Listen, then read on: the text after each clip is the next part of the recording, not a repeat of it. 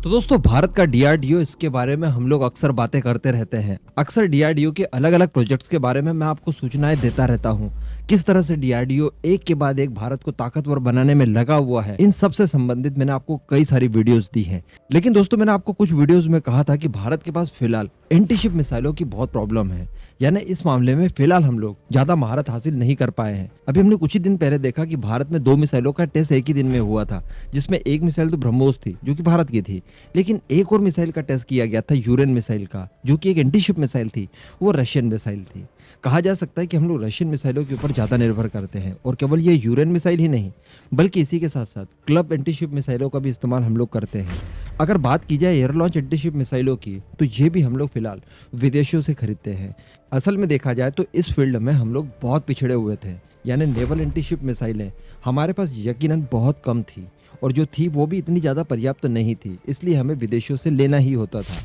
अभी इनके ऊपर लगातार डीआरडीओ काम कर रहा है। मैंने आपको ऐसे कई वीडियोस दिए जिनको देखने के बाद आप खुद समझ गए होंगे कि डीआरडीओ का अगला टारगेट एंटीशिप मिसाइलें बनाना ही है। फिर मैंने परसों ही आपको एक वीडियो बनाकर दिया था कि डीआरडीओ एक submarine launch antiship cruise missile बना रहा है, जिसकी रेंज होगी 1500 किलोमीटर।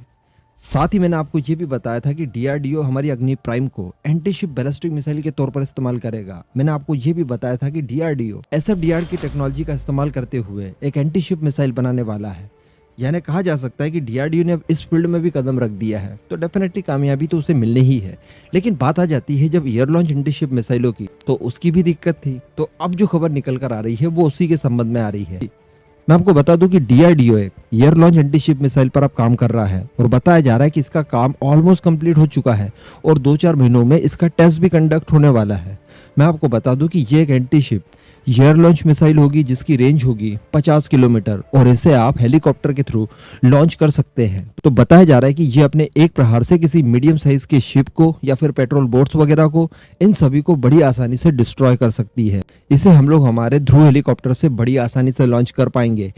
सबसे बड़ी बात यह है कि इस मिसाइल का टोटल वजन 350 किलो के आसपास है, लेकिन इसमें वॉरहेड ले जाने की कैपेबिलिटी 100 किलो की है। यानी 100 किलो के वॉरहेड के साथ आप दुश्मन के किसी शिप के ऊपर अटैक करेंगे तो सोचिए उसका क्या हाल होने वाला है। तो बताया जा रहा है कि डीआरडीओ जल्दी ही इसके टेस्ट कंडक्ट करेगा, लेकिन इसके तुरंत बाद डीआरडीओ इसी का एक्सटेंडेड रेंज भी बनाएगा। यानी उस मिसाइल की रेंज होने वाली है 150 किलोमीटर, और फिर उसे लॉन्च करने के लिए आप अपने नेवल एयरक्राफ्ट का इस्तेमाल करेंगे, लाइक जो अभी हमारे पास MiG-29 है। इसी के साथ साथ बाद में जो हमारे पास हमारे खुद के टेडबीएफ आएंगे, उनसे भी आप उन्हें लॉन्च कर पाएंगे। तो 150 किलोमीटर और ये 50 किलोमीटर, यानी शॉर्ट रेंज और मीडियम रेंज दोनों की ही एयर लॉन्च मिसाइलें आपके पास मौजूद होंगी। तो जो चाइनीज नेवी की ताकत लगातार बढ़ती जा रही है और जो भारत के लिए लगातार खतरा दिखाई दे रही है हमें, उन्हें हम हमारी एंटीशिप मिसाइलों की बल पर बड़ी आसानी से रोक लेंगे।